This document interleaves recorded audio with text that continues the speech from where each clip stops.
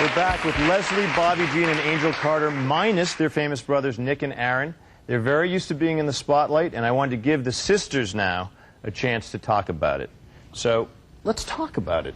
Right, you said growing up was hard. I'm going to start with you. I don't know why I'm picking on you all the time today. It seems like I don't know. she's the oldest sister. That's how hard I'm the was most it? sensitive, definitely. You know what? It's always been hard, even before the fame. I mean, I have the most vivid memory. I can remember things from when I was 4 years old. Just watching my parents constantly fighting, and you know, it wasn't a surprise to me when they divorced, because I knew it was coming for a long time, and I figured it was bound to happen sooner or later. But you know, growing up with my brother after Nick became famous, it got harder, because you know, my parents were so focused on him and so focused on making the most out of it, and making, like, let's get this and get this money, and I want my percentage, and you know, this and that. And it was like, I was basically, you know, when I was 15 years old, I was basically like free reign to do whatever. I had a car. I mean, I was going to school, but you know, there were times, you know, 3 days out of the week I didn't even go, and they didn't ever notice. You know, in a lot of ways, this isn't a different family than a lot of families. In a lot of families, there is one person who's like the anointed memory, and the most sensitive one, actually, the most vulnerable one. And they often are the ones who end up having to use substances, or seeming as though they need to, just because they're so raw. Is that you? You know, I just remember so many things that I wish I just did not have such a good memory. I really don't.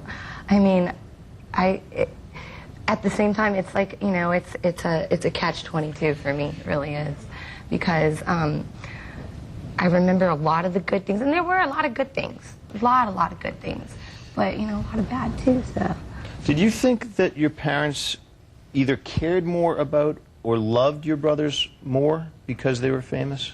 I think in the beginning, you know, my parents started out wanting to be parents. They wanted to, you know, have a family, but then it changed, like when they started managing, and like they went from parents to managers. And you lost them. Yeah, we lost them, and you know, I don't really think at this point you can get them back. What has it meant for you guys in your relationships, like romantically? Do you find yourself looking for that, maybe too much, or trying to help people? Or what is it? Not only that, it's hard to trust people. You know, there's like you know, we have relationships with our boyfriends, like but that. you know, it's we put this guard up, and I'm in a relationship right now, and I'm trying really hard to make sure that I let it down, and I'm open up to new things, you know, and right. I can't talk in my relationship at all. I cannot speak about anything that's in depth, because I don't know why.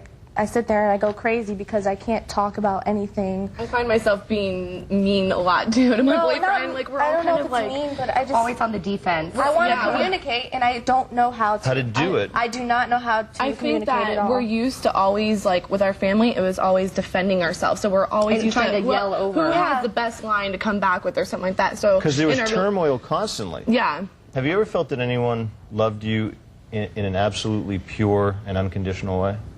I don't remember the last time I felt like that, except for in a relationship, or you know, like a boyfriend.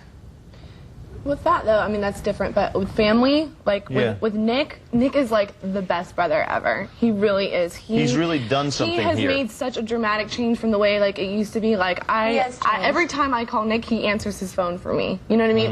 That means so much. It means so much. Like, he is, you know, in this life, my family is all I have. These are my best friends. I don't have a lot of friends. I don't trust a lot of people, but these are my friends. And like, Nick is a role model for me. Like, I really look up to him, and I really admire him a lot. You too? Yeah, he's definitely somebody who... There